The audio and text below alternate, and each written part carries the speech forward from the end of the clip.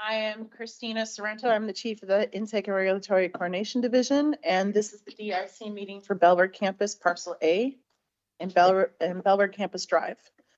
Your lead reviewer is Tamika Graham, and the purpose of this meeting is really for the applicant to ask any questions you might have based upon the comments you received. I'll ask Tamika to really highlight any of the major issues we should talk about, and then really turn this over to the applicant. We set this, we gave ample time, hopefully, this morning to really discuss some issues on this one. So this meeting, oh, by the way, this meeting is being recorded and live streamed.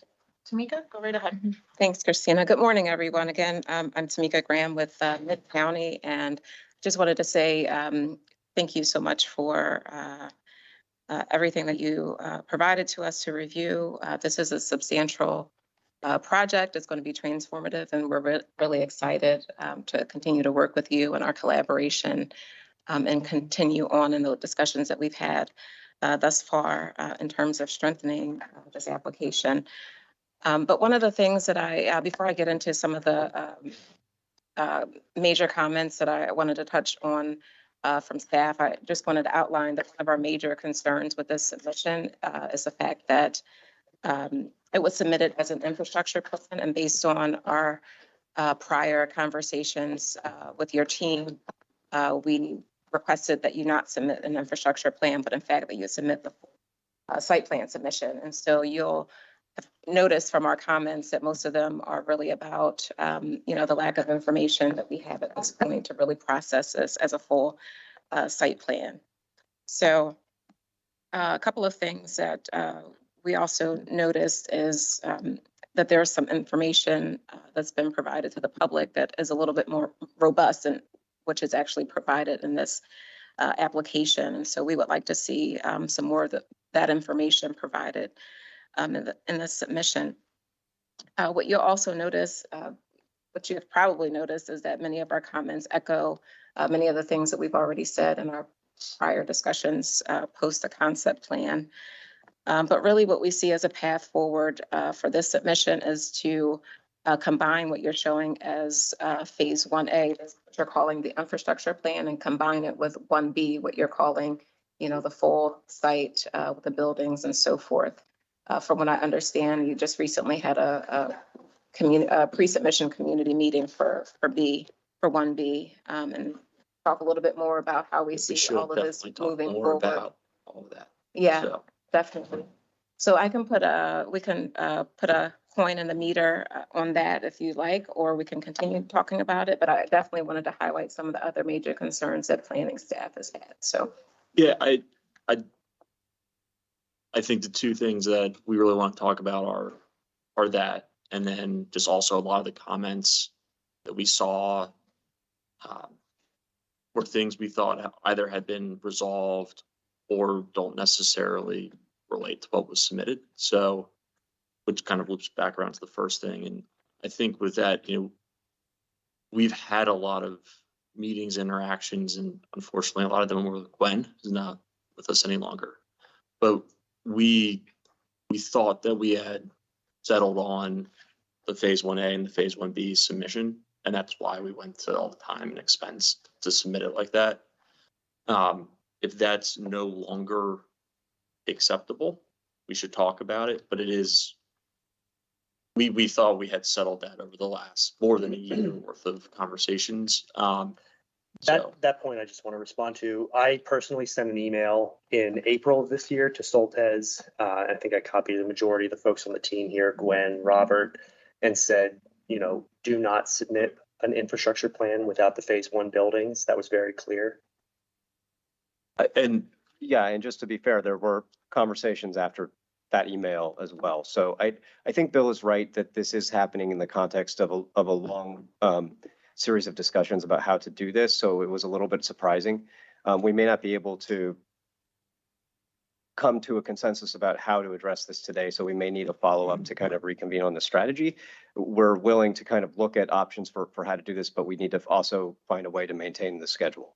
So so it may take some figuring out. And with respect to the information for the community, yes, we had the pre-submission meeting for phase 1B, but the architecture is still in process. So it's not quite where it needs to be able to combine those things. So So I do think, we hear you and we're willing to, continue this discussion, but I think we're going to have to put our heads together for how to do that while keeping things on track. So. And this is Robert, by the way, I was in almost all those meetings with Gwen, and what Matt said is exactly right. We said, don't submit an infrastructure plan because we're gonna have the problems that you're seeing with the comments today. And that was extremely clear for the last year.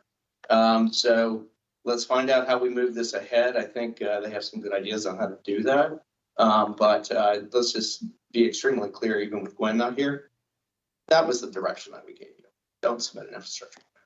So let's see how we can move ahead with the comments that you have on the table from the team. And we'll find a path forward so that you can get moving. Okay, before you get started with the path forward, which I'm sure you'll find, I just want to explain why Johns Hopkins is here. They are the owner of the whole property. They've ground leased 66 acres on the north side of Bellward Campus Drive, future Bellward Campus Drive, to TCC, the Trammell Company. And Johns Hopkins had gotten a site plan approved on the south side on 11 acres for the medical office building about 1.5 years ago. And as part of that was a comprehensive final forest conservation plan. So when TCC started to submit its site plan, we had to amend to conform, if you approve that site plan, the FCP with their plan. So Johns Hopkins filed that because it was their site plan. And so I see from the comments on the A plan that there's not enough information for environment to comment on it. So I just want to explain the Johns Hopkins role in this. Miles and Stockbridge represents Johns Hopkins. Lur Jurley represents Trammell Crow. And so we're just figuring out what happens on the site plan for Trammell Crow. And so I think just diving into their plan is the best solution or most efficient solution. But I just want to lay on the table what the roles and responsibilities are. Thank you. I'm done. I did have a question. I think in the spirit of trying to find a path forward here, from what we saw in the presentations to the community that you've shared, looking at the architecture, even in this plan, you can see footprints are pretty specific. The location of the cores is pretty set. The location of the lobbies is pretty set. Location of the loading areas and servicing areas is at least represented in a way. We don't agree with some of that, but it's all flushed out. And when you look at the renderings, the skin of the buildings is more or less designed. So it would be helpful for us to know what's lacking for you from your perspective to submit a site plan. Because in a certain way, if we have all the information together, we can review it faster than trying to take 2 bites at that apple. Yeah, I just want to put that out. That's fair enough, and we appreciate it. And Bill, you can speak more to this if you'd like, but I think that from TCC's position, they're also having to juggle all of this with a really quickly changing market and market demands, and war in Ukraine and havoc in the economy and everything. So I think that we have a plan that we're working on and trying to finalize, and it's being done in a context where the sands are shifting. So I don't know how close, if we really are all that close to being able to put that together, but Bill, you can speak to that. Yeah, I think we just need to go through the comments, because I know one thing that came up is surface parking, and we're changing all of the plans, and we have surface parking for the initial phase in an effort to make this financeable. So yeah. We just need to talk through all of this, and exactly as Chris said, this is a very difficult time right now. So let's just go through all the comments, and it's a new day. And that's a good example, I think, of where some of our kind of confusion is. We see structure parking in this plan, we see the renderings and the community presentation and surface parking. So we can't respond to 2 alternatives at the same time. Yeah, no. And maybe just whatever you are fixed with, present that, and what is not fixed, we should all just agree it's not fixed. And that might be a way forward. It's not dissimilar from a large multi-phase project. Present what you know, and we review what you know, and then the rest of it is a placeholder. I mean, we have to work with the people at this table. And if you all are saying that you're not going to accept it, you're not going to accept it. So we have to deal with that. We have some frustration just because of conversations in the past, but we are where we are today. If that's the direction, we're going to have to just work with that. And as Chris said, I think the follow-up meetings would be focused on what is the schedule if we're stopping everything that's been done and then starting fresh with something new. So I just have to jump in because I think I was in most of the meetings as well. Carrie Sanders, because I know we have folks on the call as well. Carrie Sanders, Chief of Mid-County Planning. So I don't think what we're saying is that we're not going to be able to work with you on your schedule. I think what we're saying is we actually feel that it's faster to do what we originally recommended, which is not to do an infrastructure plan. Like, because we don't have a process for that. And that's why Robert and I were like very resistant to that. And I think that's why we're like now trying to like scramble a bit, because that process is not a process that, you know, speed to market we have different processes that we follow. We don't have an infrastructure plan process. And so yeah, no, Yeah. we're okay. I mean, I just, like I said, it's just, we're here with this team to move this forward. So let's just, I we have think to, go through the comments, figure so it that out. was that. And then just the other higher big thing is just, you know, I think let's maybe put aside the notion that they're like, or this site plan comments or this, but like we saw comments, like we don't want to build the P2 garage anymore, right? Like we want to do a small surface parking lot to support the park. So, but we saw comments related to like P2 garage. So I think that's one of the things we just gotta focus on what will be done in phase one, right? Because that's, and again, you didn't have that information, which makes it more difficult, but like we only can really hash out like what we're able to build right now, and that what that 750,000 feet in a phased development scenario supports and you know can cover. So. And I think that, you know, if we do a follow-up meeting too, I think it would be a good opportunity to show some of what is under consideration in terms of the changes. We may want to do something larger that involves, you know, some of the other agencies like MCDOT, to the extent that there might be, you know, some things that so the design orient comments and such, we may not want to focus on as much today, because some of those are going to be meaningless, I think, with some of the changes that are under evaluation. But so that may be a follow-up too. So I think in general, I think we can make good use of this time today to kind of go through some of the technical comments that were in there too. So if we want to start to review that, I think that would be helpful. And I know that the Soul Test team is ready with some of the particular items that they want to get some clarification on. So. Sure. Can I take a little bit of a step back? Because, you know, I think we're trying to get to the same spot. And for the applicant team, I hope you understand that we have to treat this like any other site plan. And that means we have to analyze it. We have to review it for landscaping, lighting, recreation, parks, stormwater, just like we would any other plan. And so I think at least what I'm understanding is if there was a way to combine your phase one and phase 1A, and then phase 1B is what you're coming in with for a portion of it. If we could somehow consolidate those so that we can review that portion of it. And then the rest, I think, is as a tool noted.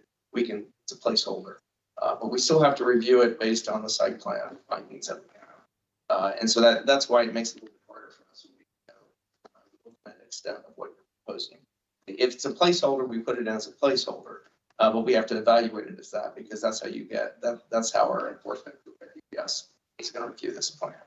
If it's put here, if it's approved this way, it could get built unless you come in and amend. So that's one of the reasons our staff struggles with infrastructure plans is because we have to review it like any other site plan, and we have to make the findings with the site plan with the forest conservation plan. So if there's a way to kind of parse that out here and then just focus on what you want to get built, then I think that's something that we can do, and that'll actually make this go a lot quicker. I just wanted to give you our perspective on how we look at the plans, and that's not a knock on anyone. That's what our zoning ordinance requires us to do and what we're supposed to do, and so we have to make the best of it. So thanks, Robert. Yeah, obviously, can't review what you haven't seen, and I think there are some items out there that we can provide more clarity. But we have some questions based on what we think you've seen. Just wanted to confirm a couple things. Hi, Steve. Forest conservation. This question is, Steve, did you receive a copy of the tree variance and the tree variance exhibit? Yes, I did. Okay. I just wanted to make sure you had that, because I think the forest conservation plan provided under the Johns Hopkins A amendment, the variance was submitted under the Trammell Crow plan. So I know that application was submitted by Johns Hopkins, but you had some comments about missing information. I think the plan shows the roads and the buildings and an LOD. Did you see otherwise? I haven't looked at that plan, but Yeah, just as an example, the pink areas there are like for future development. And so a lot of the clearing, the removal of the easement area, a lot of the variance trees removals are for something that is essentially not part of this application. What we're looking at is where you have the green areas, where you have actual, the building area is all fleshed out. It's not, kind of a placeholder. It's not speculative. It reminds me a little bit of two different things. Woodward High School, which we did a couple of years ago for Montgomery County Public Schools, where their initial submission showed an area of clearing in the forest along Edson Lane, but they were intending that for a stadium and so forth and so on, but that really wasn't coming in with their application at that time. So we told them, you're going to have to wait until you actually have a plan for that piece there. Reminds me a little bit of Viva White Oak. yes. Where an initial application showed clearing to establish building lots for houses in the future, but all that was really engineered was the main, master plan road that went through the middle of the area. And so we said, no, the piece you've got is the road. That's where we know where the impacts are really going to be. Everything else at this point is kind of out in the future. Understand, Steve. I think the reason that we went in the way we did was because I think the previous FFCP showed easement adjustments as well as variance trees removal. So, if we need to do that a different way, as you explained, we can certainly do that. So, if the pink and the green become combined, as we're discussing now, then perhaps that is the extent of the LOD for the time being. And as we move forward, we would come back with a subsequent forest plan to do what we need to do in the future. Yeah, the initial forest conservation plan, what we were doing really was giving you some flexibility to kind of set up your building envelope, but we were not removing, we were like replacing easement on site at 1-to-1. Remember, you had to add easement area. And so we provided a little bit of flexibility initially to say, we're taking this easement area here and we're going to incorporate it into this other easement area that we're adding over here. So it wasn't, so much, we didn't see it so much as removing an approved easement as relocating it on site. You've got all those easement areas established now. And so now this plan is actually seeking to remove on-site easement and relocate it off-site. And that's a different creature. So we'd have to do that at 2-to-1. I think we were proposing to abandon a portion of it, but all of it is made up on site. Yes, it is. We're not adding any more offsite. The, was already the done work, previously the under worksheet, yeah, the worksheet looked like it was actually I- switching the figures. I say, I think they had offsite when they did the original one, but none of ours, everything I took away, I added back somewhere else on this site. Steve, we'll check that. Check that out. Take a look at the worksheet because the worksheet shows a reduction in, on-site forest and an increase in, Okay. in off-site. Understand. Thank you, Steve. Our second comment is related to the building A4 and A5 loading areas, and we knew that we would get that comment. So we want to talk a little bit about that. So this biotech user that we're pursuing, they require a pretty substantial loading requirement, which includes 2 WB spaces as well as 1 SU 30 space, as well as a separate environmentally controlled loading dock for the vivarium. So that's 4 loading docks, potentially 5. And so Solta has looked at fitting that between building A4 and A5. And the turning movements were difficult to get. It's not to say that that idea, but where the buildings are placed currently, it's a little tricky. So, Alan, did you have anything to add? But we can certainly look at that. Alan from Gensler here. Yes, and just to add on to what Daniel said, I think from a planning perspective too, as we think about the loading docks, it's actually a little bit more challenging if we bring the loading docks into the middle as we showed previously. But the strategy that we're showing now is actually more beneficial to our interior planning and how we plan those spaces on the inside. And also thinking ahead, we've strategically, there are ways we can mitigate the appearance of those loading docks. We've started to look at landscaping, screening, and working with the grade to try and minimize the views of those loading docks from the park as well. But from a planning perspective, I think this is the layout that actually gives us the best flexibility.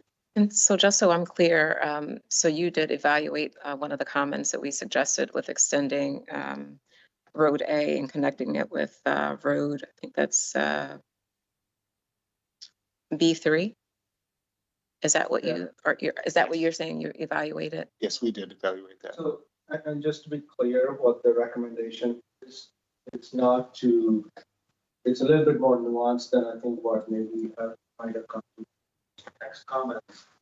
Of course, the concern is pretty clear that we don't want this to be a completely internal-facing plan. We said that from one. We agree we want to create this wonderful place in the middle of the project. We support that. That cannot come at the expense of major streets facing parks and medical centers. And the main West Road having things like utilities and loading docks all located. So in the spirit of finding a creative solution here, I think what our recommendation was that you could try to, instead of having the road that's currently coming east-west and then curving again, if you could create an intersection there in a manner that would allow that north-south leg of that road to go straight into the loading docks for building A4. And A5 would have access from that tertiary street then into the loading docks. And A5 currently, I think we all agree, is not really a real building. Because it's not in your current phase. And this is where some of our comments, I think, are trying to focus on what we know is real and trying to solve for those problems would be, I think, might come into play.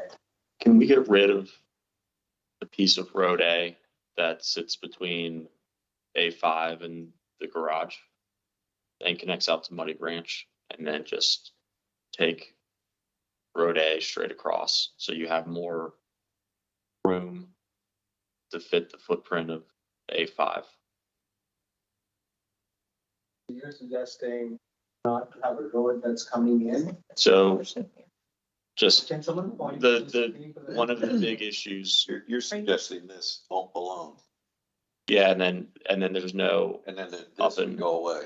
so that there is more space to accommodate the footprint of A5 to allow for truck turns and everything else to be accommodated, as well as for there to be more space to accommodate a actual road, trying to get between those buildings. I think we can talk about it with our partner agencies too, but this is the kind of discussion you're gonna need to have now that you know what you're focused on currently, and you're gonna share all that with us.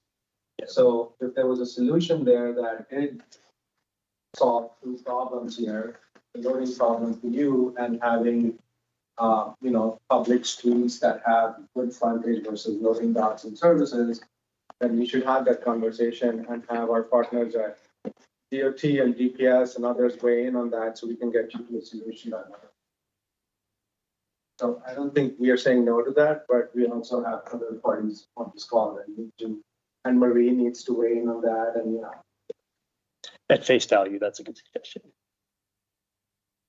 because that would also, I think, connect your retail more directly out west to that frontage street from the park and create a very direct relationship between the park and the retail and your phase 1B, I guess. Marie, do you have any issues with that? Honestly, I'm not seeing enough information. I mean, it could work. But yeah, without dimensions, I'm kind of useless. You might not be able to see the where you all are proposing with the cursor. Yeah. Are you able to? Yeah. Yeah, it's a little lag time here, but Marie, can you see my arrow moving? I do, yes. Yep. So we're talking about this section east of B3, Mhm. Road A, down to approximately that's the entrance, one of the entrances to Yeah. building A4. So that portion would be removed and we would potentially extend Road A west to connect into B3. Again, it could work depending on what your walking dimensions are going to be around those buildings. I'm a little concerned about the parking garage at the top, but that's another issue to come around from the top. The 150-foot walking distance around parking garages is going to be a challenge the way you've laid this out. But these buildings down here, building A4 and A5, presumably are going to be fully sprinklered, so you get that 450-foot walking distance. So again, it could work if your dimensions pan out. And that would also, connect your civic green space and the retail very directly to the park and really create a spine to the street. And then some of the loading and those kind of things can be off of tertiary street versus the primary street. So I think that's a good suggestion, and we can work with you on it to make sure it satisfies all the agencies for their requirements and some of the design goals, but then also gives you flexibility. And that might also give you some environmental sort of buffer there too, because then you don't have to create a road right adjacent to a stream valley buffer coming down. Right, thank you. It sounded like your suggestion, but thank you, Bill. And yes, no, definitely, that's a pinch point as far as grading and how close we are to that Stream Valley buffer. And that potentially could open up to a really nice, larger open space. So thank you for those comments. And in addition to the porosity of the road network, staff had also provided you with an exhibit of ways that you can also improve the pedestrian porosity as well. So, we'd like to continue working with you on that. Thank you, Tamika. We did receive that exhibit and we'll look at it with you. So we had a question about the active ground floor on the P2 garage. I think the applicant feels that that portion kind of is isolated and that that may not be great or very conducive for retail there, and we are providing a pretty spectacular retail area, kind of more in the heart of the campus, where all the ground floor is really facing it and engaging there. It's also adjacent to the Civic Green. So, you know, if we, I guess we'll talk about surface parking, but is that a requirement? Or was that just kind of a suggestion as far as ground floor use on a garage there? You're- If I can weigh on that is, Natasha? so one of the suggestion that we have somehow like screening those exposed garages, so that can happen with the active users, but if active users is not feasible for that location, then somehow with artistic element and architectural element, those facade has to be a screen because it's exposed into the public realm of the park. So that's what that comments are coming from. Also had applicants put things like bike parking in a storefront format on the ground floor of the garage. There are plenty of examples in the cross county now. But again, I think you're also telling us that you're not building that garage. So I think this is an exercise, this should be an exercise in distilling down what you want to do now. Let's focus our comments on that. If that garage is not non-existent anymore, then we should not talk about this because it might become something completely different at a later time. And we should address it at that time. You're right. And we'll get you the current information here. I'm sorry, I'm just kind of beating this dead horse, but I'm just trying to get us to an expeditious place where we're really focused on what Pembroke wants to build now and give you comments on that, and anything else, we agree that it's a placeholder and we would have to look up the time. Thank you. I think the only caveat I would add to what Atul just said is the forest conservation plan is impacted by sort of the larger plan. So we just have to make sure that we're thinking about the forest conservation plan. I think that's where a lot of the process issues come into play, is the forest conservation plan. So maybe we need to have sort of like a separate meeting with Steve to go over the forest conservation plan and how it relates to what you want to do soon. Because, you know, that for us is most ideal if we can have the forest conservation plan very synced with your site plan. Those two things need to be like in lockstep with each other. And then when you look to do your larger plan, if you need to amend your forest conservation plan, bring in your next site plan, that is typically the way things are done. And that just is a lot more clear to everybody what your plans are, clear to the public, answers questions to the public, answers questions for us. So that would be the process I would recommend. And Steve, feel free to jump in if you feel otherwise. That's exactly right. We need to align, you know, what you want to do right now and the design and the buildings and so forth with whatever adjustments need to be made to the conservation plan.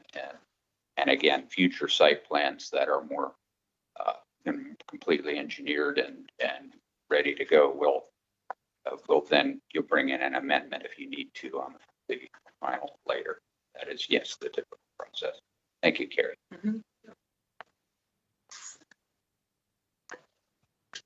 So there was a question, I think, from Matt on the condition 10B of the Hopkins plan, which requires roadway B4 to be constructed to coincide, the construction of that to coincide with Belware Campus Drive. That area was not included in our application, so just seeking some guidance on, you know, how we would go about that. Yeah, that's a great question. So, you know, as you can imagine, given the history on this site and the recent approvals, I revisited what we said during the concept plan and then also as part of the MOB. And as I was reviewing those conditions, certainly, you know, and I understand that things have changed in the market and the MOB may not be moving as quickly as was originally anticipated. When that condition was written, I think we anticipated that MOB would be under construction by the time Belware Campus Drive came in, under construction or completed. And so that's the way we wrote that condition. So, you know, I want to just think a little bit about what that means as far as, is it B4? Am I remember that? B4? What that means for, you know, the interim terminus of that road, or, you know, maybe there's enough clarity within the condition, excuse me, if Belware Campus Drive is completed, when MOB comes forward, that the entirety of the road gets completed. I just want to make sure that it's very clear because it's written in such a way that there would be a terminus and then Belware Campus Drive comes through and then it's completed. And so I think we're just a little bit out of sequence with what we might have anticipated previously. Also, you had part of that condition was agreeing to a covenant to be recorded, so we prepared that covenant, and I think it's to be recorded with the plat. Okay, So maybe we ought to refresh our memories on the covenant, and, because it had triggers as to when that section had to be. yes, and so if that's all covered as part of the offsite improvement, offsite for the MOB, I think, just a notation on the plan might be helpful, just to It's memorialize the it. balance there that we go. Yeah. Exactly, yes. And so I think if we can clarify that and it's just very clear that it's covered by the MOB approval, I think that's fine. But my read of that condition, it put us a little bit out of sequence. Okay. As long as it gets done, I'm happy. Yes, it'll get done. But thank you, Matt. So we received the comments regarding the street sections from you, Matt, as well as from Rebecca. They actually were really, really helpful. I think we're not too far off. I think dimensionally, they're gonna get there. What we're struggling with a little bit is the area for stormwater management. It's pretty limited based on some of the other improvements. So I think, if we can set up a meeting between DOT and area transportation, kind of iron that out, that would be good. But, feasibility, viability, I think that's all within reach there. Okay, and I appreciate that, and we tried to coordinate the DOT and area transportation comments on the section. So if there are any discrepancies, we'll be happy to resolve that, between the agencies. Happy to do that. Limited amount of time to comment, so we wanted to make sure that we got it out in front of you. Yes, thank you. Thank you for that. We'd be happy to set up that meeting. And just the last comment is regarding a traffic warrant study, which is now in process. Just wanted to let Rebecca Torma at DOT know that that's moving forward. So that's the update there. And then, are you all going to extend Belvoir Campus Drive so it connects off on the plan right out to the Coverly? Because right now it doesn't, for the traffic light, it doesn't really go anywhere. You mean beyond the adjacent Yes. property? I think that'd be a question for DOT. Rebecca? Where would it extend? To Key West. Right there? We're asking you to do that. No, on the Yeah. next, on the far side of that parcel. Because right now it doesn't The go. other side of the intervening property. Yeah. to- And then it would connect to Coverly on the other side. Yeah, we'd need to take a look at that. I know if we connect that into Great Seneca, it does require a traffic signal. So that's, at this point, we have no, there's no plan at this point to connect it anytime. I just, But we do want, you guys are gonna connect to the road, the intersection to the south for the site plan. That was just, I think that's in part of your conditions of approval. yeah, it's just that it doesn't go anywhere else. So we'd love to engage with you about how to. Well, so your section of Bellward campus connects into existing, and then the existing, which drops down to Darnestown at that point, I believe, or whatever it is, Key West. There's a traffic signal going in there. And I think that we had talked about either you or PSTA, whoever comes in first, to put that signal in as well.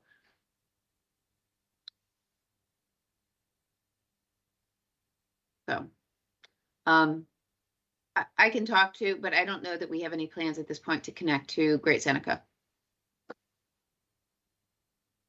Okay, I mean, I guess just we can come back to that. Yeah, I mean, it does make sense. It would be a shorter connection for at least when you're connecting Muddy Brain.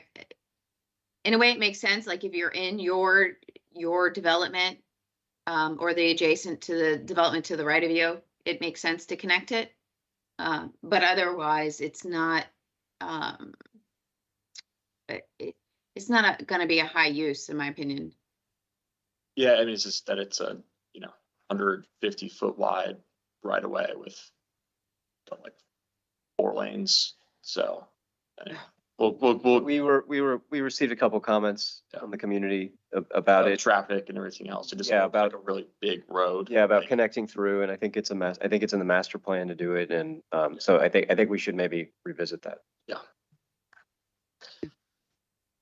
Okay.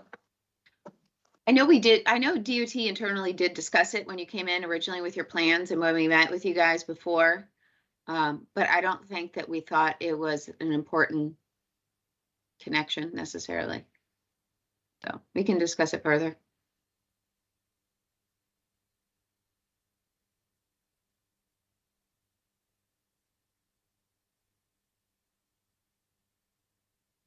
No, again, Rebecca, that connection, to the adjacent parcel, I think, you wanted some more detail there. Well, we can do an enlargement and provide that level of detail as well. But yeah, we can follow up with you on a couple other questions, after this meeting. That'll be good. And thank you for always being so helpful. Yeah, and we'll meet and we'll go over Sorry. storm drain analysis as well when we meet. Okay, thank you. Is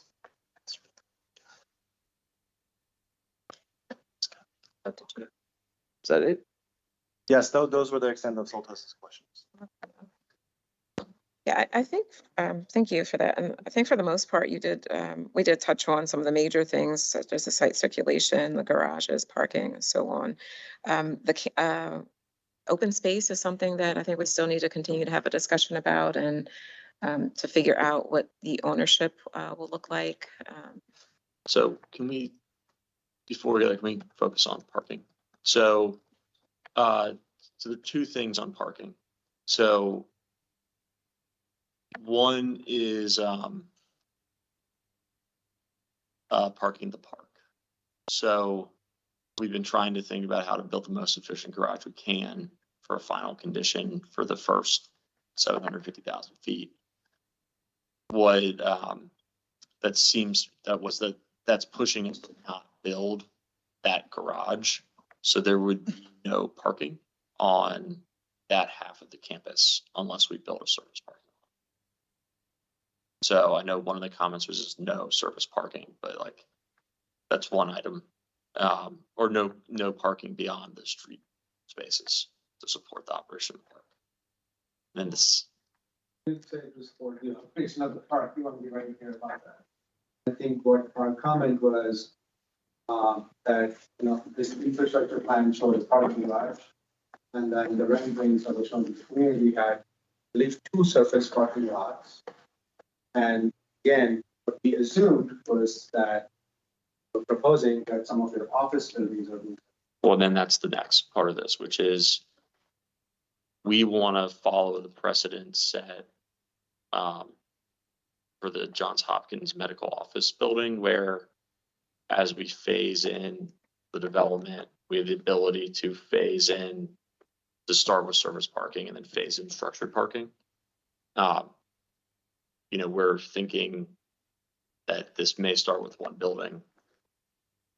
Maybe it would be 2, we're not sure.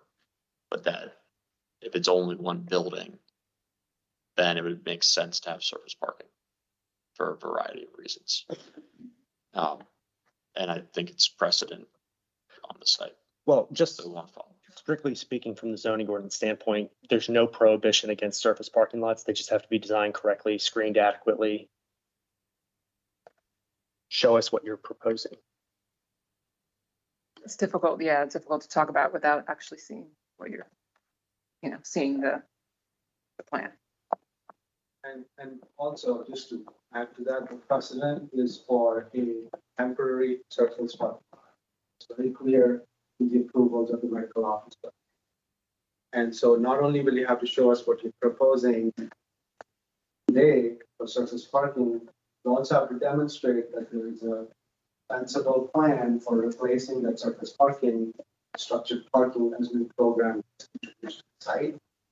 We had great concerns, and Barbara knows this firsthand, about that surface parking lot. This is a highly sensitive, naturalized area. Surface parking is terrible for that natural environment.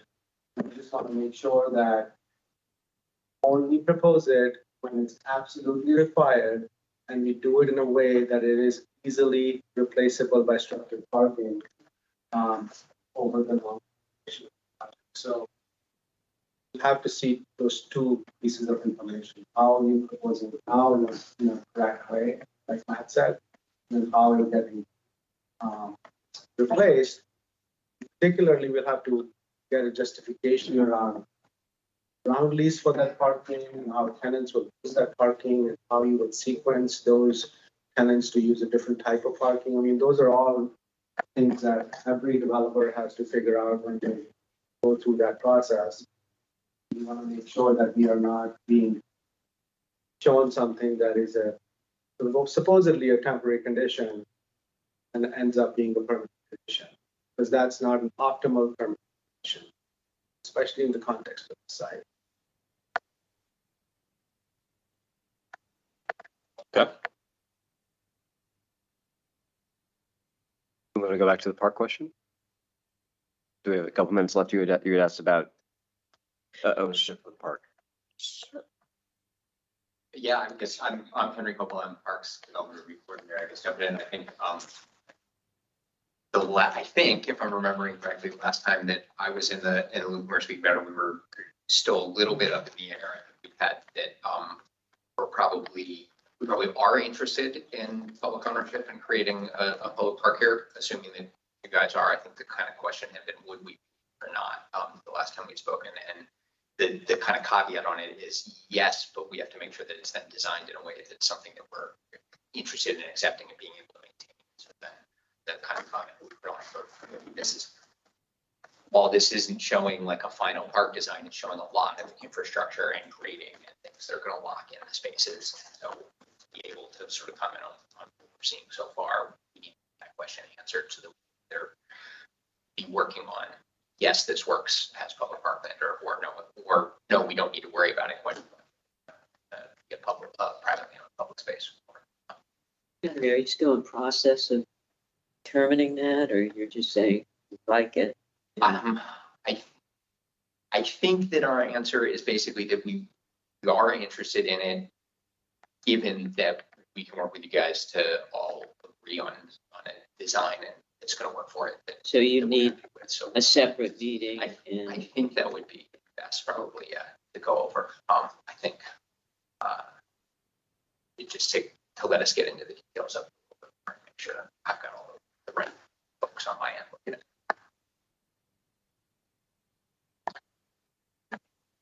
And in terms of the uses, we really appreciate the expansion of the retail pavilion. I think previously it was like 2,000 square feet. So we really like that you were able to increase it up to 6,000 square feet.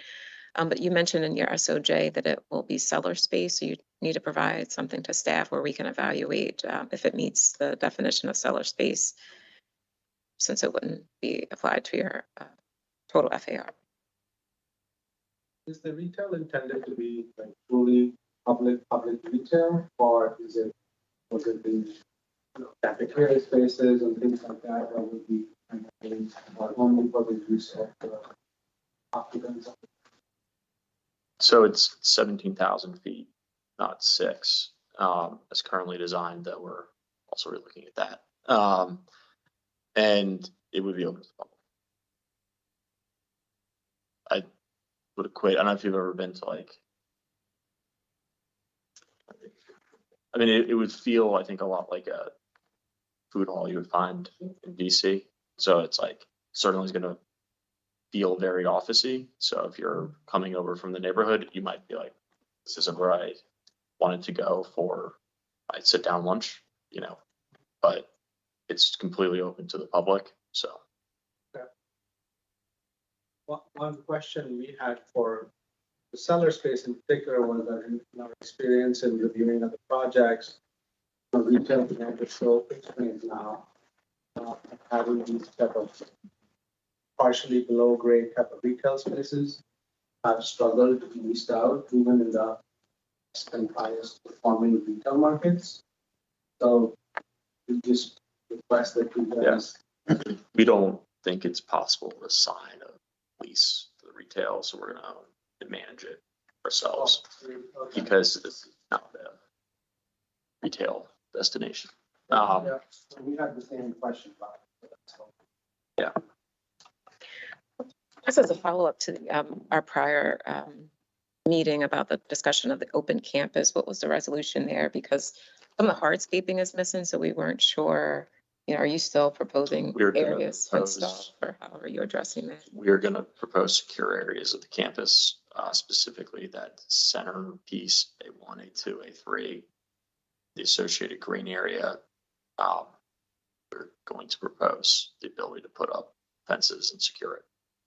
So it's a request from a tenant, and if they don't make, we can talk about how to modify, but we're trying to get them in, and it's coming from We do feel strongly about the open campus.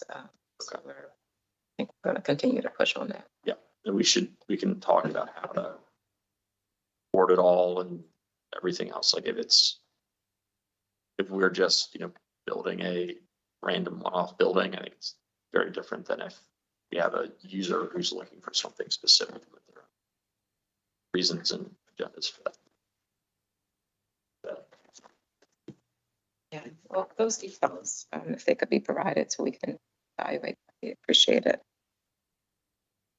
I think we covered at least some of the high level issues that we had. Again, we're really excited about this project. It's going to be really transformative, and we look forward to continuing coordinating with you to push this along. Well, we appreciate the time today, and I know we're going to be following up, so. Anything else? Yeah. Thank you. All right, thank you.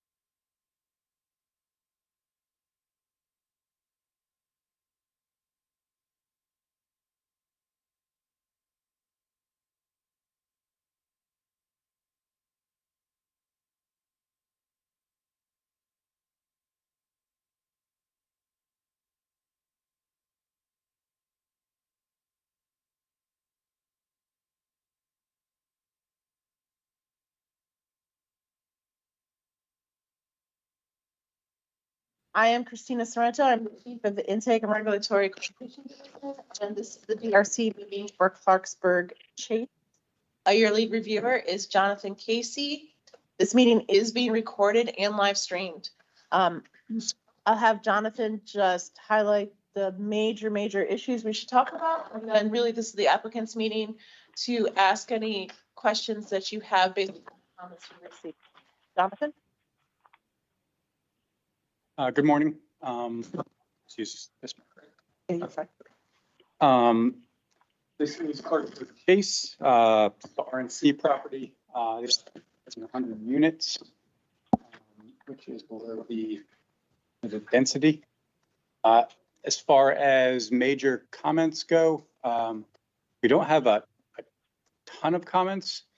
I don't know if you've noticed, but there is a conceptual design in one of the folders that highlights some of the bigger picture suggestions as far as opening the development up a little bit. Zoom in real quick. As far as the design goes, there are some tweaks suggested in the those design comments as well as staff's comments. Nothing that you probably haven't heard before, but we also have a little bit of refining to do as we go through this process because the NRI has yet to be approved, which you are well aware of.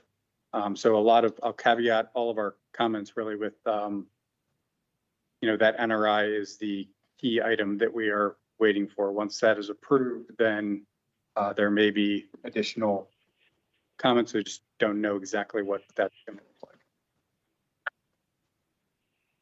So I will pass to the applicant because I'm sure you have a number of questions. Good morning, Bob Harris here for the applicant. I know the Soltes people are on and people from Lennar are on as well. I don't know, Keely or Aaron, who wants to lead off here. If neither of you does, I have a couple questions. You can start off there, Bob, if you want to. Okay. By the way, Patrick, I like the T-shirt there this morning, and congratulations to you and your team for getting that approved this morning. Thank you. Thank you. Good work. All right. So this is really more for the engineers, I guess, but the NRI, do we know when that will be approved? And I'm assuming you are saying that we need it approved before we go to the board with the pre-preliminary plan? Yeah, so Keely and I talked about it, and I think everyone is in agreement that to get the most out of this process for the pre-preliminary plan, it does need to be approved because you are asking for binding advice from the planning board, some of which could, change because of what is or is not shown on the NRI when it finally gets approved. Okay, and do we have any idea of the schedule? According to our intake, we provided comments a couple months ago and have not received it back in yet. So I have yet to see it. This is Mary Jo, sorry. Yes, hi, Mary Jo. All right, Keely, are you and your team on top of that, or do we need to delve into that further here? I think we'll handle it offline, but my understanding was that I was told it was back in, so we just have to check where it is. It's being handled by a different engineer, and I just need to help track that, I suppose. Okay, and then a related question, the water quality plan, again, not my bailiwick. Are we on track with that? If not, do we need to talk about that at all? From my perspective, we haven't had, that I'm aware of, the pre-application meeting yet that is necessary. So that's reaching out to Andrew Kohler at DPS to sort of he kind of helps coordinate getting that, but you need to reach out to him if you haven't already done so. But I've not heard anything about it yet. That's kind of the first step for the water quality plan, is having that meeting. Andrew, do you know anything about the plan yet? No, they have not submitted a pre-application meeting request yet. I just in the chat sent my information, so shoot me an email and we'll get one set up. Okay, Keely, I'll leave that to you and your team. And then the third thing in that tranche there is, I saw a comment that the special protection area requires a pre-application meeting. Is that prior to the preliminary plan, or are you saying we need to do that now? I'm not familiar with that process, I have to admit.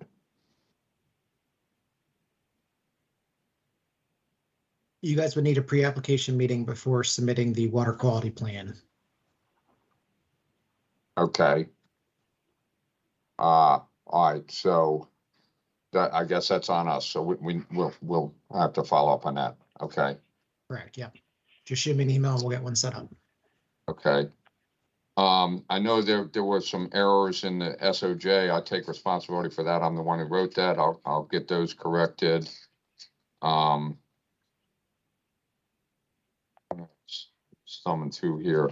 Marie, the intention, and again, this is partly the drafting error in the SOJ, the intention is to have fewer than 100 units off of this single access road because 2 of the units will be out on Old Clarksburg Road. So I am assuming that when we do that, we have addressed your comment. Just be aware that that total number includes any existing occupancies off that single access. I understand there's something going on in the back. Be aware of that count, and should your unit type try to change to 2/2s, I don't know where you're headed with this. Those also count as units. It's total number of households. So just be aware that you're right up on that limit, and should you go over, we're looking at some issues. Yes, okay, we understand that, okay? Great, okay. Just being clear, we don't have any water and sewer along Old Clarksburg Road that we can find, but we can add hydrant along the road from the development to serve those 2 lots along Old Clarksburg Road and possibly some of the other existing lots. Yeah, just Okay, being clear. we'll have to look at. All right. Sorry about that. I'm just trying to be clear. Marie, just having issues, we go over that limit, we're talking about a secondary access point, correct? Not just a secondary access point, but a secondary remote access point. So they have to be spaced out from each other, which would be challenging here. Yeah. Yeah, we're not going to go over the limit. We will adjust the plan if necessary to comply with that requirement, Marie. Yeah, Okay, I didn't want to sounds assume. good. I thought I knew what we were saying. I just want to make sure we're being, very clear. Thank you. Okay. To the soul test people or to Aaron, those are the only comments or questions I had. I'll turn it over to either of you. We've done there's a comment about the 80% open space. We've done a check on that, and that's not, that was anticipated. There are no comments on any improvements for Old Clarksburg Road. We have our pedestrian circulation connecting to the circulation along Gosnell and connecting to the new infrastructure along Clarksburg Road. For the projects, we're trying to stay under the 6% cap and also provide some on-street parking and as much pedestrian circulation as we can. We open up the views into the open space as requested, and I did not see any comments on the layout. So I guess I still have to check for those. You should have seen design comments. Unfortunately, the E-Planes task closed out really early this time, and so some of us added change marks after the task had closed, and others ended up adding info to as uploads to the supporting documents. We have the DOT upload their comments. They are there. We'll make sure to point you to the direction where they're parked. the word. It looks like, hold up right now. Yeah, there were some broader comments as far as the design as well as there's, I'm Yeah. trying to find that drawing also. Here, I can go ahead and share my screen. Hi, everyone. Good morning. This is Jeff. Second here just to share my screen.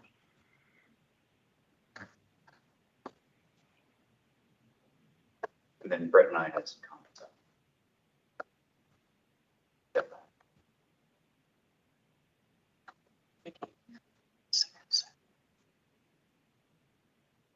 Okay.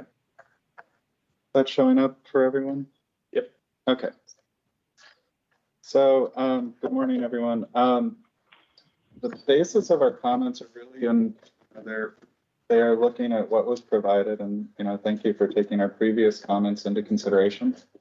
And taking a look at it again, I think the big things that really kind of jumped out to us were just sort of the suburban nature of how the layout was being proposed. And so the terminus of it in the plan that was provided really ended in a cul-de-sac with the units all really being very inwardly facing. So there was very little connection or even kind of acknowledgement of the site of itself. So you have this 80% open space, which is going to be safe, but it has almost no connection other than these moments where you had openings to see out to it.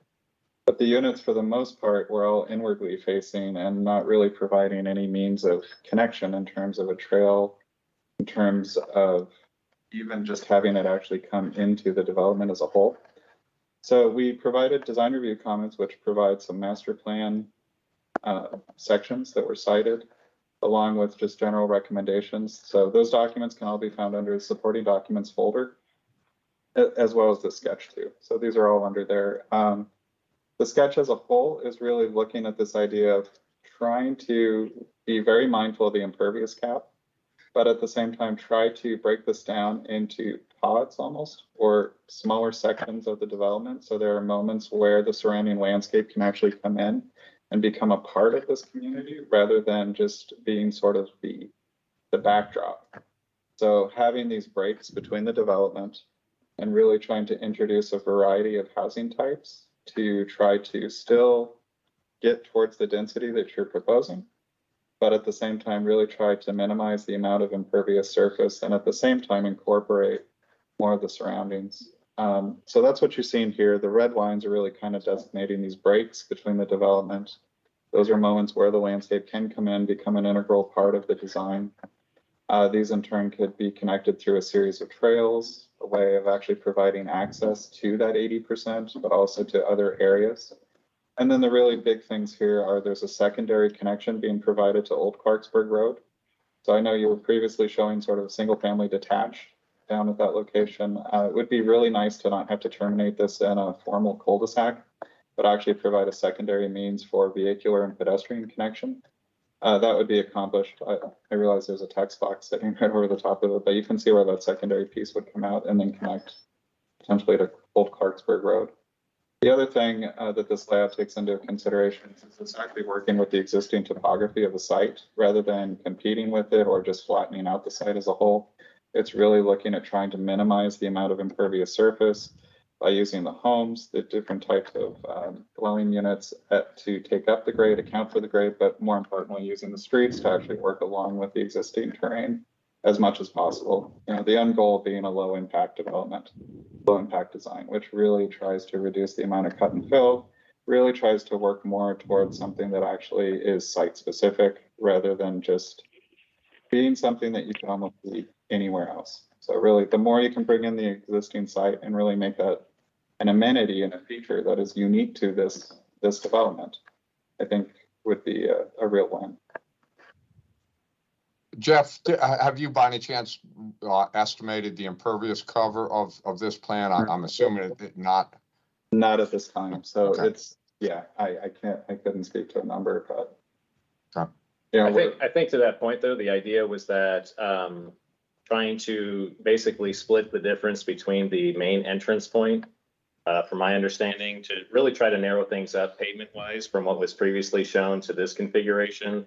Relocating the single-family detached from Old Clarksburg into the development, like with the secondary access point, you're not necessarily limited on the number of units. We think, you know, obviously the impervious cap and that would be your limitation on that. So we'd have to work through this with you and make sure that you're still, you know, not exceeding that 6%, still providing the public open space, et cetera. But with a compact form development with 2 access points, narrowing up the access points and pavement, you know, we think that could all work in balance with one another to achieve, I think, what you're you know, the concept of what you're proposing, but maybe a little bit better for each of us. So that's the thought. And I know we got to work through that still a little bit. So not completely abandoning your proposal, but you know, just asking to look at this instead. Okay. Do you know how many units this is? About 125. 125 units, and it looks like there's singles, towns, and some duplexes. Yes. Okay. Front-loaded singles, rear-loaded singles, some towns, and duplexes. Okay. And to limit the pervious pavement cover, Bob, and we have to obviously work with Marie on this. You know, a lot of these lots have single-family homes on them, which will not have windowsills beyond 27 feet. And there may be some ways that we can apply some performance-based standards with Marie's approval to narrow that pavement width down. The Complete Streets Guide now has a 28-foot wide yield street, for example, that alternates parking on sides of the street in a way that allows the fire truck to have free and clear access.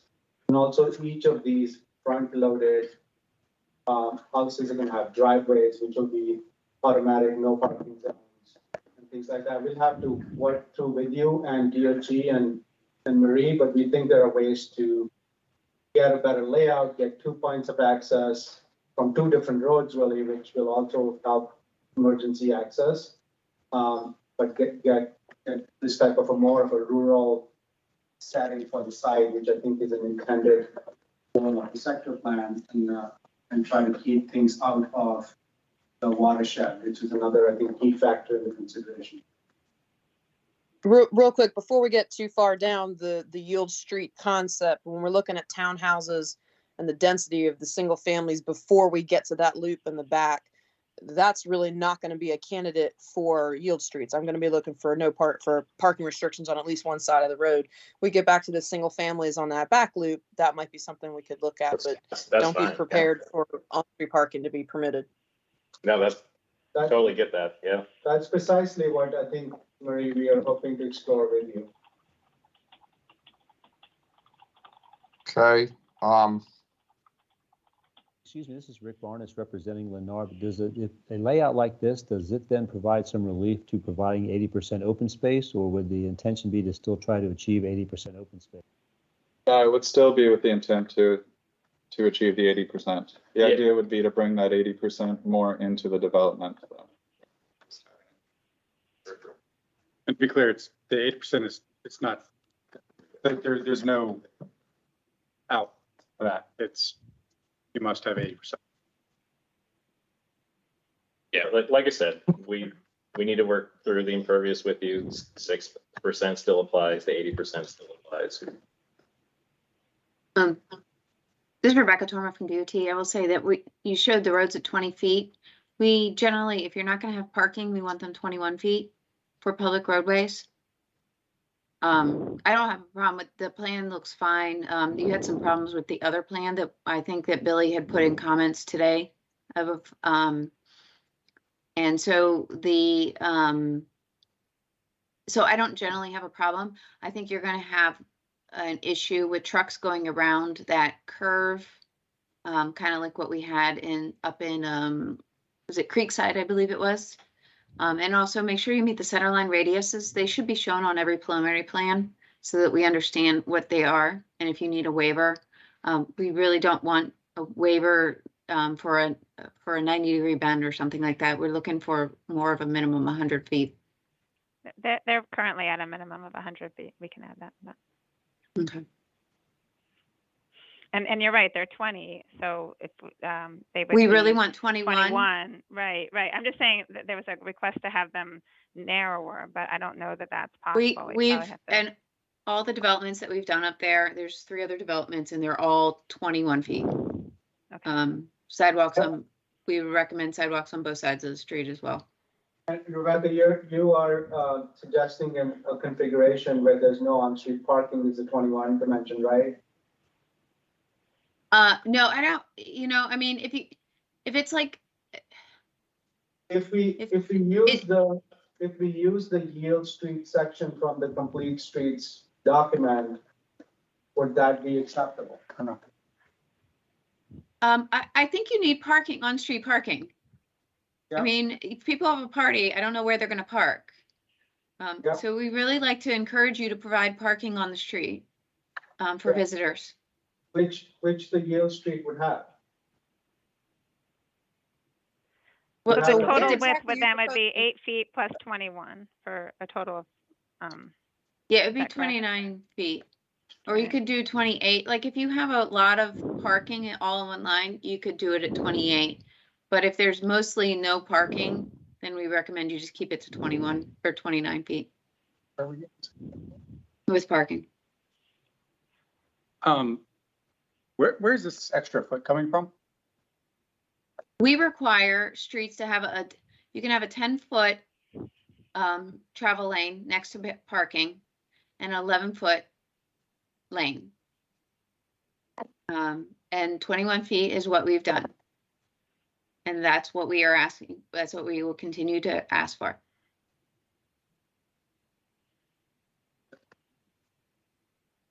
But if they're providing on-street parking, you take 20 feet, correct? Yes, but it shouldn't be like you go 21 and 20. Deepak says it's 10 and a half without parking.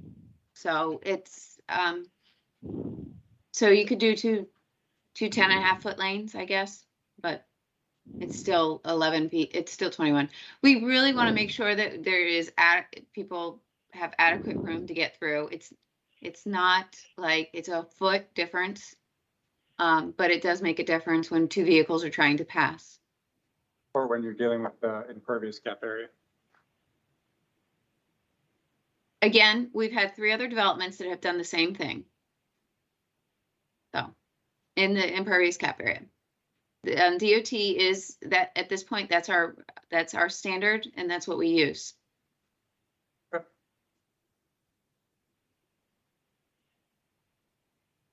But again, we hadn't seen this plan, so we're kind of reacting on a.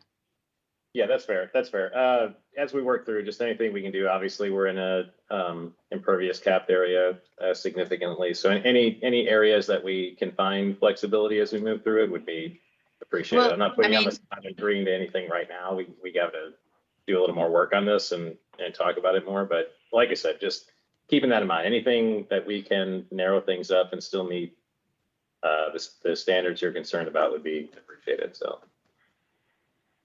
It would also be helpful if we weren't ambushed with things like this at DRC, so we could present the applicant with better information. Well, I think there's a bit of a caveat here. I mean, this is a concept. This is not an engineered plan. So I don't think anyone's asking for specific recommendations on this project as far as, 1 foot difference, 2 foot difference. This is just a discussion piece for the applicant to then take back and, see what they can do. So we apologize. It feels like an ambush, but that is not the intent. This is just kind of to spark discussion. This is a sketch. Jonathan, have you or will you circulate this? I had not seen this either, but I don't know whether it's gone to Soltes yet, and if not, can you circulate it to everybody who's appropriate? It is available in e-plans. There's actually 3 sheets to it. One has an overlay of the development on an aerial. And then the last one is, I think, your original concept from before with the new design overlay. These are, obviously they're not engineered plans, just something for to kind of give you the idea of what we're looking for. Okay. Well, I can't even spell E-plans, so I'll let the Soltes people circulate that to our group. Yeah, I'll give you when we get told things are available, we download them, but we don't get told when like new information is uploaded to E-plans, unfortunately. So, I'm just not getting those notifications. I think there was something in the markups that said, please refer to the plans and The problem was the E-plans closed like even before Thursday. So it just closed. We didn't even know about it. So that's it. I have no idea that all the plans in DRC this week closed early. No idea why. that was an internal processing error. Oh, okay. And you were not alone. We also were unsure. But if you go into E-plans, there's a little thing in yellow that says new next to documents that are new. And that's how you know that they're new. Yeah, and it also tells you when I'll they're download uploaded. them. It's not a problem. I just want to make sure you also saw, and Henry can speak more to it, but I think Parks had comments, which hopefully are in there, that the master plan shows a parking area at the trailhead. So in terms of imperviousness, keep that in mind as you're looking at this, kind of relooking at it. I want to make sure you have all the pieces that you need to see what will work with the impervious cap. And are we aware of what they're anticipating there? In terms of, this is Henry, I think you're asking in terms of number of spaces for trailhead parking, and I think we're looking for 5. And, if there's public on-street parking that could work for that,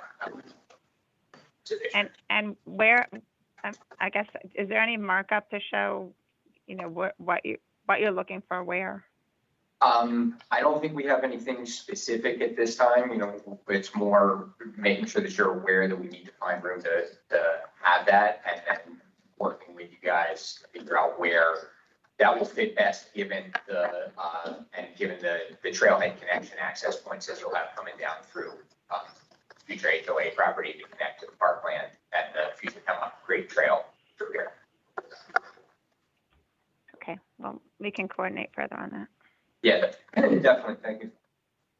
And I think what we've done on some of the other projects where parks needed some imperviousness, like Ashford Woods, they ultimately, once to kind of figure out where it's going, like it can set aside sort of an estimated square footage that'll go to parks for their parking or whatever it is they need, and then what you have.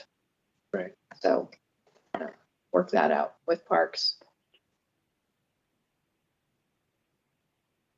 And obviously, Bob and team, we're always free to set up a follow-up meeting, since you didn't get all of the information at once. Just give me a call and we'll set something up. Sure. Yeah, we'll dig into this because as we're all talking, this is a new view and we need to get our heads around it. We'll get back to you, Jonathan, and set something up. I appreciate the offer. Okay, and before we move on, I want to give our transportation reviewers the minute to give you their comments. How much time we're We have time. Okay. Good morning. This is Brett Brown. Just have a few, just a few transportation questions, mostly just pertaining to frontage improvements along Old Clarksburg Road and then some internal pedestrian circulation comments. So one of the big ones was providing a sidewalk along the entirety of the property. So from, Public Road A to the southern property line past the 2 fronting lots. Providing an 8 to 10 foot side path that would connect to the existing bicycle network for the villages of Cabin Branch, because there are master plan bikeways in that area. There's also sidewalks in that area, but they all terminate at Old Clarksburg Road, so there really isn't much of a pedestrian connection past the Public Road A. Second was some of the internal pedestrian improvements, so sidewalks on both sides of Public Road A. Obviously, currently it just terminates at the northern stretch, so we would like to have sidewalks on both sides that would end at Old Clarksburg Road and then eventually connect to Gosnell Farm Road. Also creating a shared use path from Public Road B that would either cut through or kind of go around, what is that, lot 48? And then creating a sidewalk connection from the existing terminus at the northern edge of the property to, again, connect with Old Clarksburg Road, and just making sure that the sidewalk and the side path are consistent with county standards, minimum 6 feet for a sidewalk and then 8 to 10 feet for a side path. Was that the?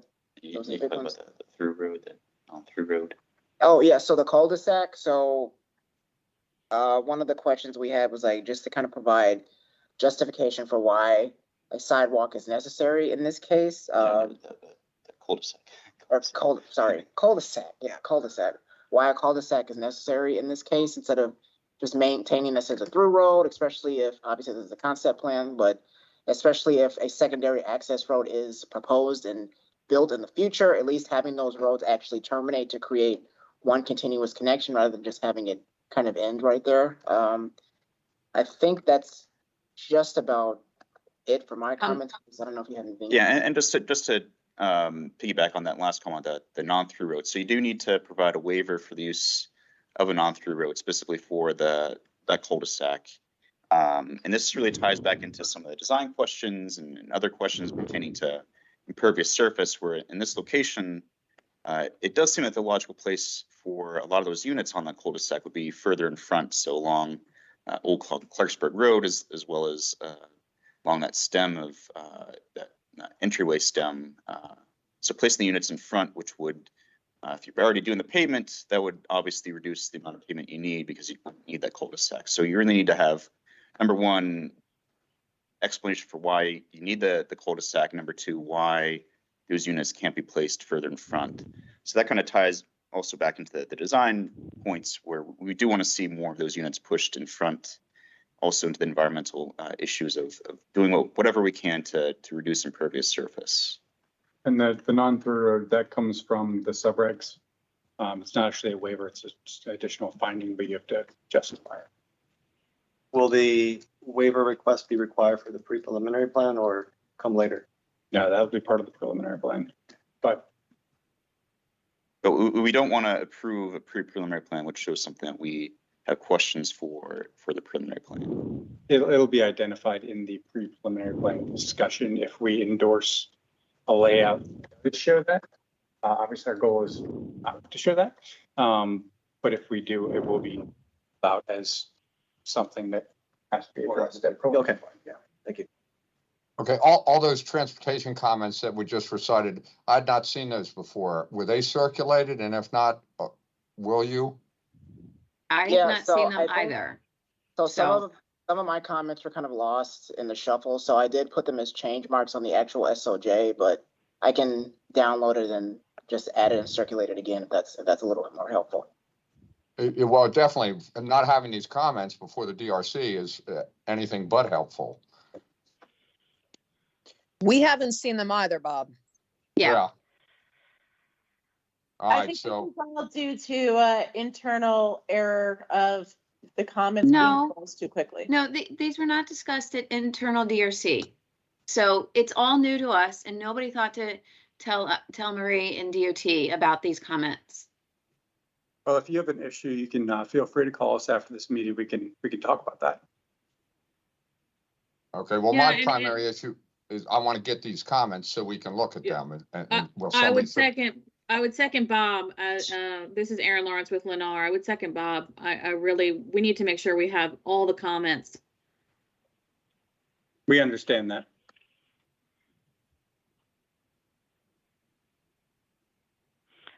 I'll download anything that I can from ePlans and then we can check with Park and Planning to make sure that we have everything in the team. Okay. All right, well, we'll get on this. We got to work together. Is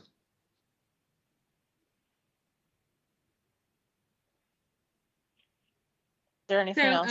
can we enter to, so I'm sorry, I'm new to the process a little bit here. This is Erin again with Lennar. We can have a follow-up meeting to this meeting. Was that what was offered? Oh, yeah. Yeah, it would be a smaller group, Aaron. We wouldn't need necessarily everybody. We'll coordinate that with Jonathan and he can bring in the right people. Okay, great.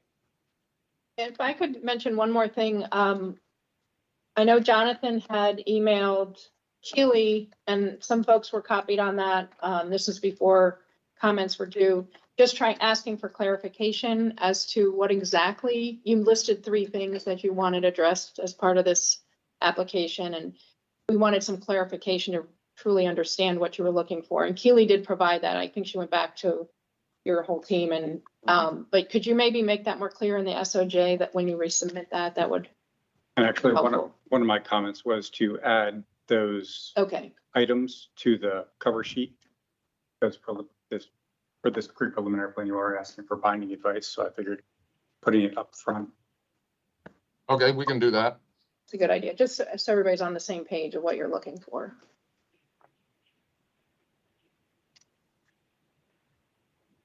Okay. Works for us. All right. Okay, thanks, folks. Thank you. Thank you for your time. Thank you. Thank you.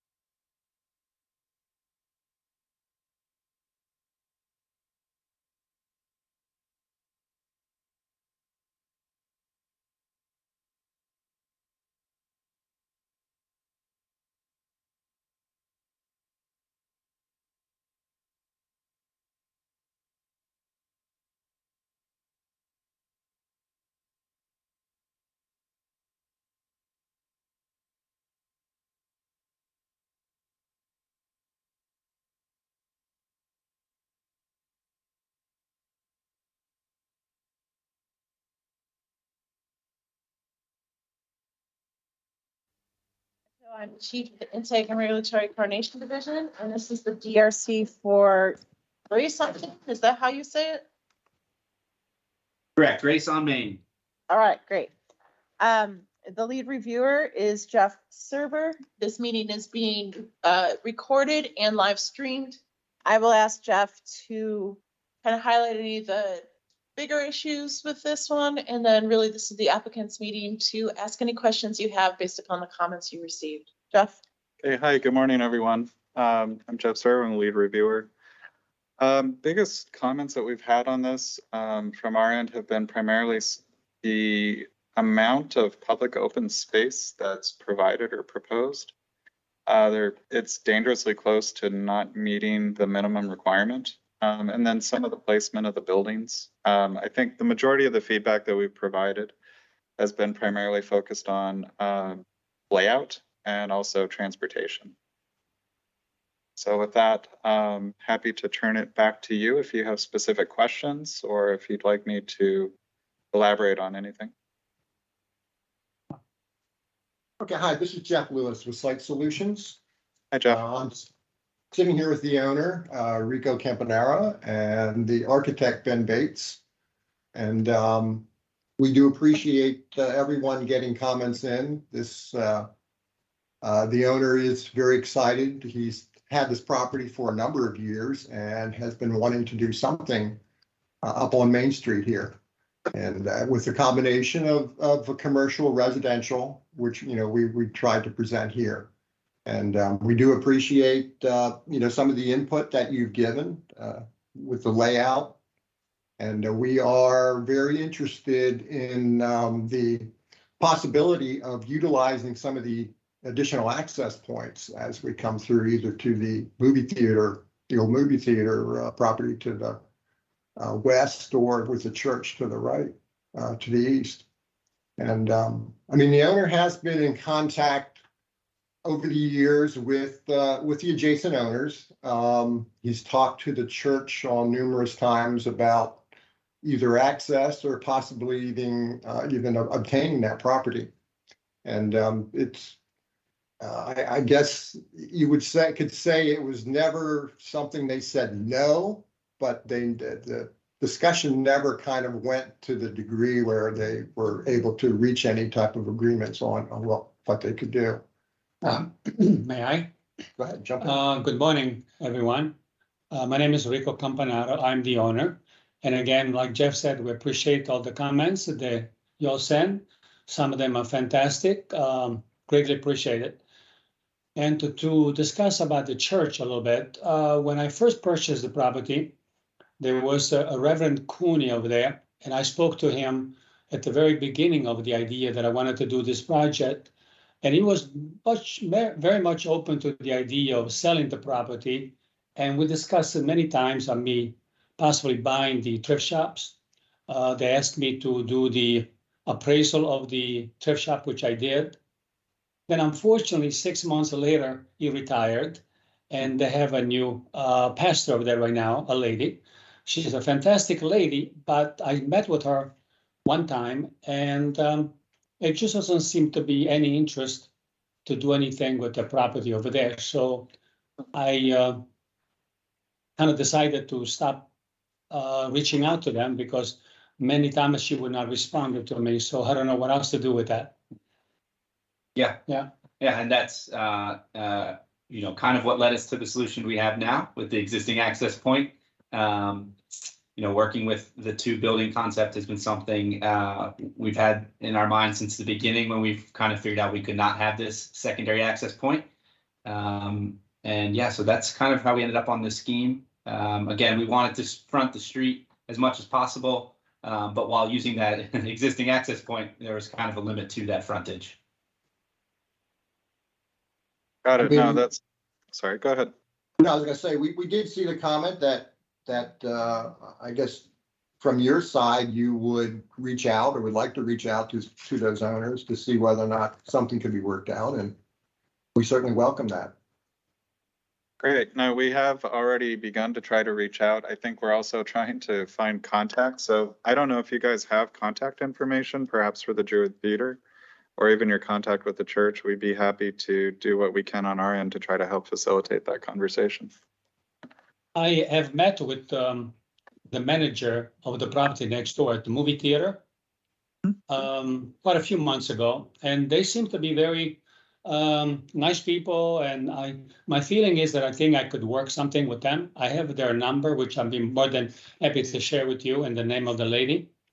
That would be great. And also I have the email of the pastor for the church, which I'm more than happy to send it to you. That would be great. Yeah, that would help us tremendously on our end. Good. Did you have specific questions related to some of the layout options or the design review comments that we provided, or is there? Just before we pivot there, also want to reach out to some of the organizations within Damascus. I think we've already been doing so, proactively trying to get that conversation going so we can look at these businesses along Main Street as one cohesive unit. Yes, understand they're individually owned, but really think that we can create more of a Main Street design that'll benefit all the businesses there. We're working better together with some shared access and really creating a great, frontage for pedestrians and cyclists, et cetera, along Main Street there.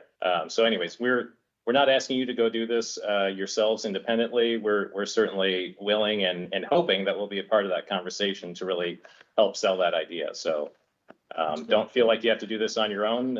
Please do include us. I think we can be quite helpful and persuasive when need be. Well, that's greatly appreciated that. We looked at the design, and I'm definitely loving the design of the two buildings up front, which would work well for the idea that all of you have suggested. But I do not know if we can make it work. Yeah. Independently alone, I hear what you're saying. So we're willing to help all that we can to try to help that be a realistic option. I guess maybe a couple of specific questions, one having to do with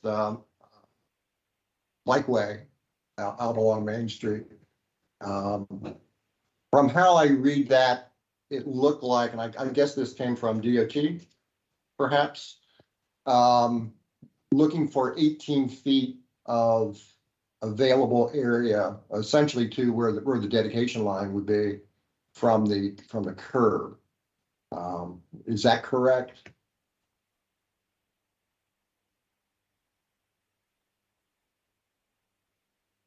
Well, I'm not DOT, but Chris Van Alstyne with the planning. So I think the issue, we're still trying to figure out if we want an interim solution, which would likely require more right away than the 18 feet, or placing the curb in its ultimate location. So I believe that the comment from DOT places the curb in the ultimate, what we call the complete streets design location, whereas what we're asking is to provide a more complete interim solution, which would be a 10-foot wide shared use path with a wider buffer. So that would require more dedication.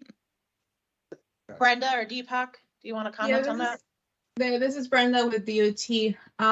Yeah, and this is something we could continue to talk as well, because this is a state highway right of way as well.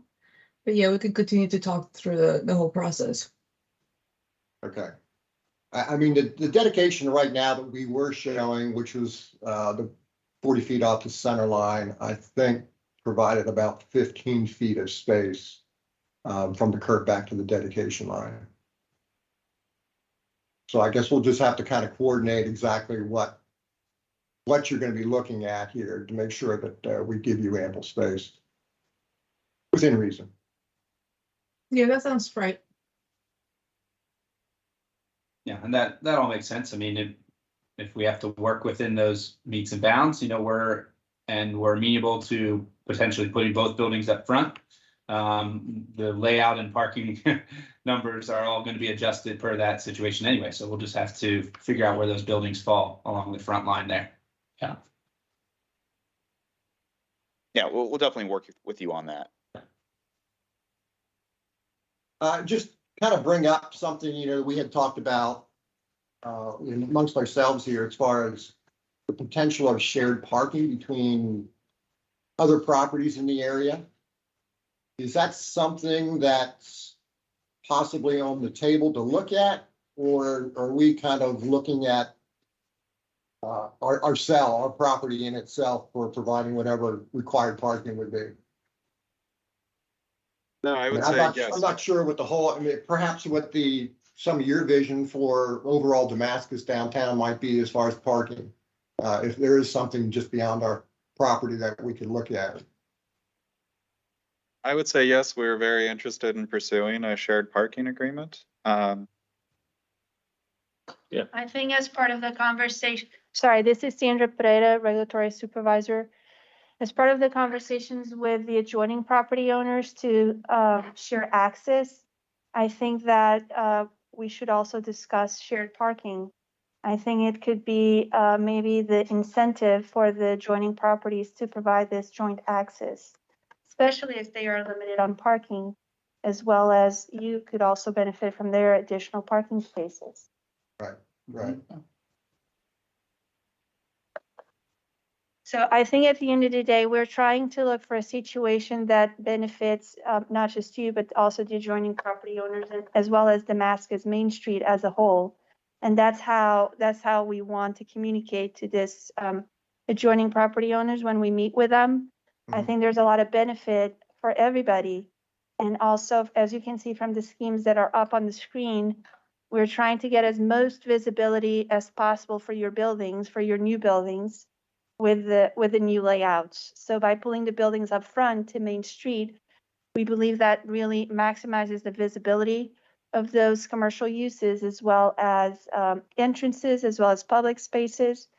And then we would have all the parking in the rear. So at the end of the day, I think that would also really benefit the uses that you're proposing and the success of your proposal. Great. Yeah, very good. Thank you. Yes. I mean, one other idea that we had kind of talked about briefly is in the rear. You know, if we do kind of get buildings up front, we're kind of concerned about parking overall, obviously, as that's going to dictate the number of units and commercial space that we can put into buildings. Is whether or not if we looked at some type of a structured parking in the rear, is that something that you would consider? I mean, I don't. There's expense involved in Strongly it. consider. We would strongly consider that. I think that option, the shared parking agreement, access, that is all on the table and preferable, and you'd get strong support from us for that. Okay, great. Also, if your site has a little bit of topography, which I believe it does towards the rear, you can always consider a slip deck instead of, that you just have parking under a level of parking, and that can also, help meet some of the parking requirements as well as keep the costs low for you. Yep. That's kind of where we were going with Yeah. it, is trying to do that instead of getting something too structured, which would really drive up the cost. Yeah, and that's kind of what that actually led the design a little bit as well, with working with that topography to allow some parking underneath of the back building was part of the design concept as well. So I think we're all on the same page there. Yeah, I would say we don't only support, but we encourage you to do that. Yeah. And supporting it, we want you to do that. It's a little dated. There is a site in Kensington we can send you near Connecticut and Knowles, I believe it was. It's an older structure, but the concept is there. So I think it does work with grade as you're heading south on Connecticut. It sort of falls away similar to what it would do here. So we can send you that example to look at. Although it sounds like we're talking about the same thing. So. Yeah, I mean, the geometry of this property is a little bit challenging. And obviously we do have some topography as it falls from front to back. So trying to look at different options that might fit in and make the property work. I mean, ideally it'd be nice to be able to have control over multiple properties here to get everything to work. But right now we're not there. I mean, hopefully we can get a little bit something else, but we're just gonna have to kind of play out the options. Yeah, yeah. Yeah. Yeah, I think our point is, totally get that. But these challenges aren't unique to you, so don't be too discouraged. And we've helped others tackle similar issues in various parts of the county and in communities like this. So, you know, you have our support, whatever we can do to help, we're willing to do that. Thank you. Right. Thank you so much. Yes, we definitely, I would like to see also something nice in the main street of Damascus. So I think I am with the mind that you guys, the idea you have, I like it a lot. Right, Great. Yeah, Rico, you kind of been day one. Yes, from day pushing one, that this is part of your plan is develop this area to give it this kind of feel. Yes, So, definitely. That feeling that you all have about the main street of Damascus, the same feeling I have also. That's great. Yeah. That's great to hear. I know we're getting close to running out of time. Are we okay? Okay, sorry. Sorry about that. Plenty of time if you want to get It's comfortable. almost lunchtime. Yeah, anything else you'd like to discuss though? Yeah, is there any questions that you have or? I mean, you know, there's quite a few kind of technical comments, which things that we would be looking at anyhow as we get into the more detailed preliminary plan design. I don't know if there was anything in particular. I mean, the main issues were the access, the building layouts, and you know, and some of the things with the just getting clarification on the bike lane and how that's going to affect the front of the property. And Jeff asked them about the main street to get to the road. I think that's just part of the master plan. It's Yeah, not but they really- don't, okay. Yeah. No, I don't think there's anything else particular. I mean, you know, as we start to go into this in more detail, you know, we'll be reaching out to you to talk things through, to kind of show some concepts. And, Sure. I'm Yeah, sure as you move forward, please just reach out to us and I'm happy to set up any meetings and help facilitate anything that you need. Right now, while we're going through this project, can I clean up the lot and use it for a little bit of parking? Yeah, is anything that I mean, you can ask them. I think there are some permitting issues that could come up. ask them? The owner's asking whether or not, In the meantime, this lot is vacant, is for the most part clear. There's no wood forest or anything on it. Could he use that for some temporary parking? storage, actually. Because I have a couple of people interested into, storing some trucks over there, construction trucks or construction, equipment. So I was wondering whether something that I could consider doing. DPS on the call? Is anyone from DPS available? Yeah, this is Laura. I think I'd need to look into that. Is this CRT or CR? CRT. I mean, obviously there's sediment control or stormwater potential issues, but I don't know. Yeah. Beyond that, if there is. Yeah, I'd like to look into that and get back with you if that's okay. Okay, that's fine. Thank you, appreciate it, thank you. Hey, this is Andrew Kohler with Water Resources. Jeff, if you want to reach out to me or Mark about that question, we can, Sure. I can also look into it. I'm not sure what the existing conditions are and all that and what the disturbance would be, but there's definitely some questions I have about converting that to do that.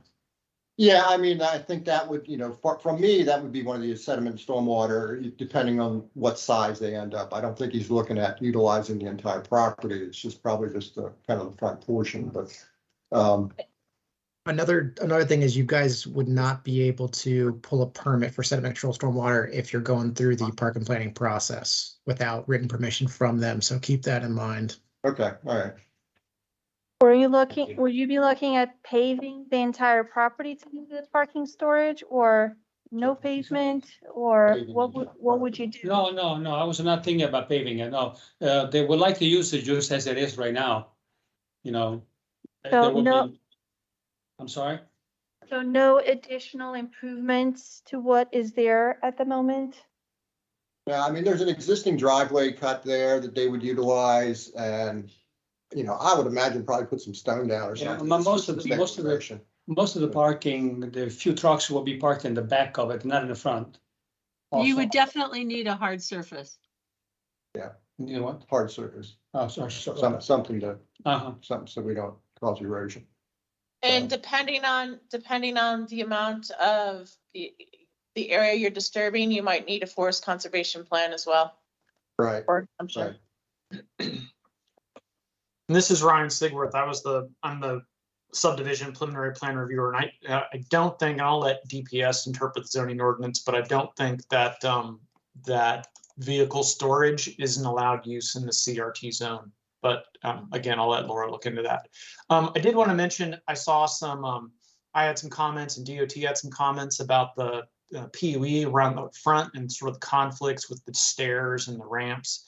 And I did see some previous drawings, and I realize these buildings are going to move and change quite a bit, but I did see some sketches where the entry point kind of pushed the entry into the building, pushed that like front door back into like a alcove kind of, which would allow you to shift those stairs out of the PUE and more towards the building, you know, where you kind of have an overhang and the entry point is the doors are inset in the building. So you might consider, yeah, so, you know, you'd have more like a cutout inside the building so you could push those stairs towards the building and so they weren't in conflict with the easement. So you might look at that too, and it provides some weather, you know, some you know, covering for weather and so on. Yeah, we'll be Thanks, looking Ryan. at that front for sure. Yeah, thank you. Yeah, I mean, like I said, I know there's a lot of design and changes, but whatever you do, you might, if you're trying to avoid that easement, you might just look at pushing that back and then putting the stairs, you know, kind of more towards the building. Yeah. You're also gonna, I think you have a potential easement for the encroachment. Yes, you would need an easement for the encroachment on that, whatever direction that is, east side, where there's a building that's. Existing thrift shop building, I'm sorry? the existing thrift shop building there? Yes. Yes, yes. Yeah, they're slightly over the line. So what do we do about that? Well, I would suggest you, do you have a plat yet? No, So when you plat it, put in an easement. yeah, that was our thought, is, you know, short of telling them to tear it down, but Yeah. no, we were thinking about an easement, granting an easement in there.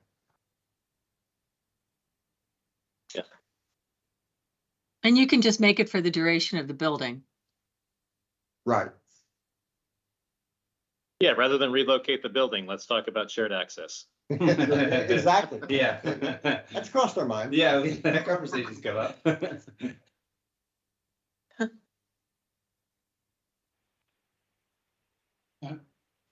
Yeah, other than that, I don't think we had any specific questions. Is there any other comments you guys have that want to offer? I don't think we have anything else on our end. Like I said, just reach out with any questions or to set up any meetings going forward. All right, I'm sure we'll be doing that in the coming weeks. Yeah, we certainly appreciate the time you've put into this, and thank you for meeting with us today. Sure. Thank you all. Yeah, thank you. Thank you. Thank you very much. Take care. Thank you.